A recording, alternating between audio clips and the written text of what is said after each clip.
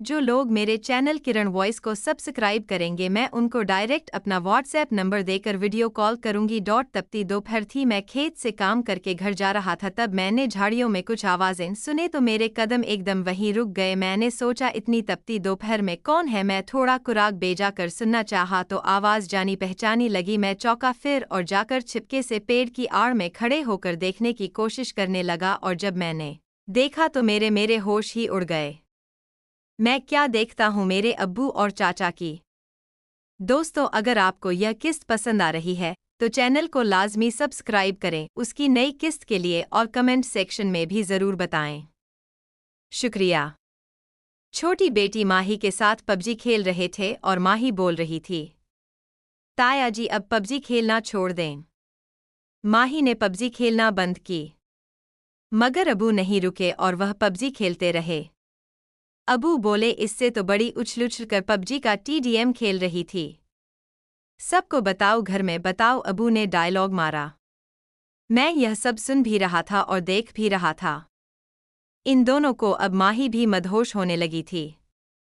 PUBG खेलते खेलते अब वह हल नहीं रही थी, बस बोल रही थी, ताया जी पबजी खेलना बंद कर दो।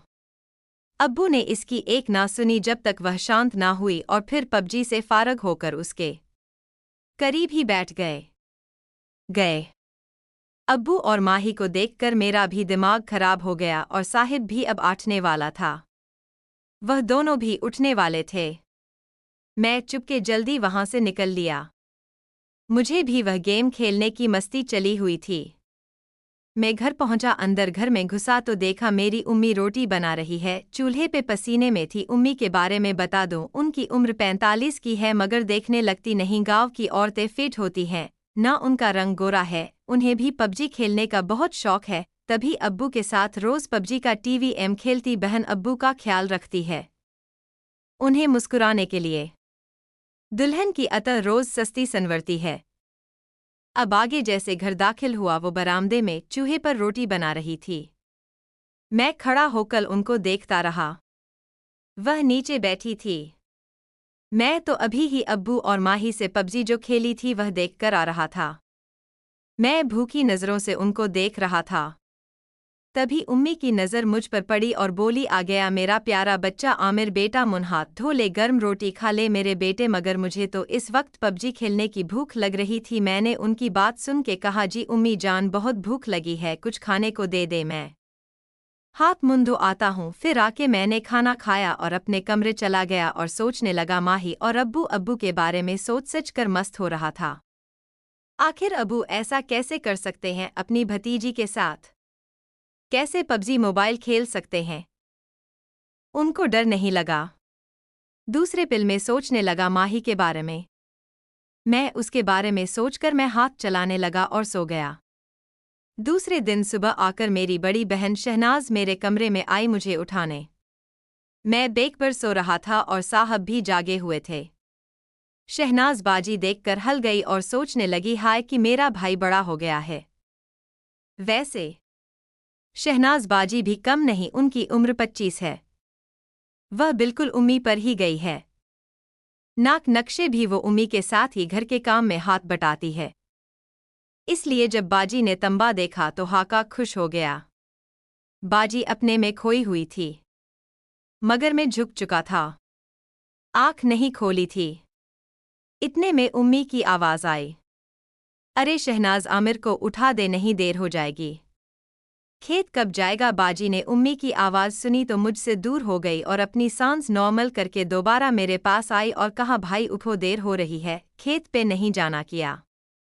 मैं एक्टिंग करता हुआ उठा, हाँ मेरे प्यारे, बाजी जाना है। अच्छा हुआ अपने मुझे उठा दिया। अब वो वहां से चली गई। मैं बेड से उठ आया, उम्मी सामने बैठी कुछ काम कर रही थी। उन्हें देखकर हाय जालिम किया लग रही थी। मैंने बड़ी मुश्किल से अपने ऊपर कंट्रोल किया और बाथरूम घुस गया, फ्रेश होके आया, नाश्ता करके खेत में चला गया, वहां मजदूरों के साथ काम किया, खेत में पानी दिया। काम करते करते दोपहर हो गई, मैं थक गया था। मैंने ट्यूबवेल चलाया और नहाया, मुझे आराम मिला। मैंने कपड़े पहने वही खाट पर बैठ गया। तभी मैंने देखा मेरी बहन माही चाचा की बेटी अपने खेत आ रही है। मैंने आवाज दी, माही। इसने मोड़ कर देखा, बोली जी भाई मैंने उधर आओ। वो मेरे पास आ गई, बोली जी भाई। मैंने पूछा कहाँ जा रही हो तू? बोली घर जा रही हूँ, अबू को खाना देने आई थी। मैंने कहा धूप बहुत तेज है, चले जाना, थोड़ा बैठ जाओ। मैं चाहता था वह बैठे, इससे बात करूं, शायद कुछ बात बन जाए। मेरे कहने से बैठ गई। मैंने इसको देखते हुए कहा माही अब तो तुम बड़ी हो गई हो। उसने छोटे बच्चों की तरह जवाब दिया। कहा भाई मैं तो अभी बहुत छोटी हूँ, कहाँ से बड़ी नजर आ रही हूँ मैं?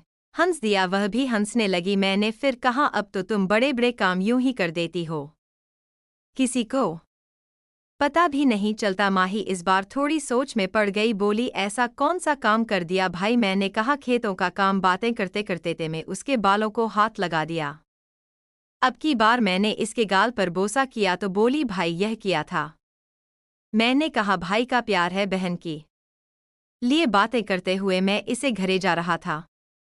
माही ने कहा भाई क्या देख रहे हो? मैंने कहा देख रहा हूं मेरी बहन और खूबसूरत हो गई है। अब वो भी थोड़ा खिलने लगी थी। अब भी खूबसूरत हो गए भाई। मैंने कहा जब तुम छूटी थी मेरे पास में बैठ जाया करती थी कि काश हम छूटे रहते। वैसे ही माही बोली इसमें क्या, मैं तो अब भी आपके पास बैठ सकती हूँ। और उठ के मेरे पास बैठ गई। अब मैं उसकी खुशबू सूंघ रहा था और इससे बातें कर रहा था। मैंने कहा माही तुम अब इतनी खूबसूरत हो गई हो कि किसी का भी दिल डोल जाए तुम्हारी खूबसूरती देखकर। वह कुछ नहीं बोली। मैं समझ गया कि उसे भी अच्छा लग रहा है ऐसी बातें करके। उधर साहिब में करंट दौड़ने लगा था। जब से मैंने माही को अबू से पबजी का TBM खेलते हुए देखा था, तब से मैंने माही को एक बोसा दिया।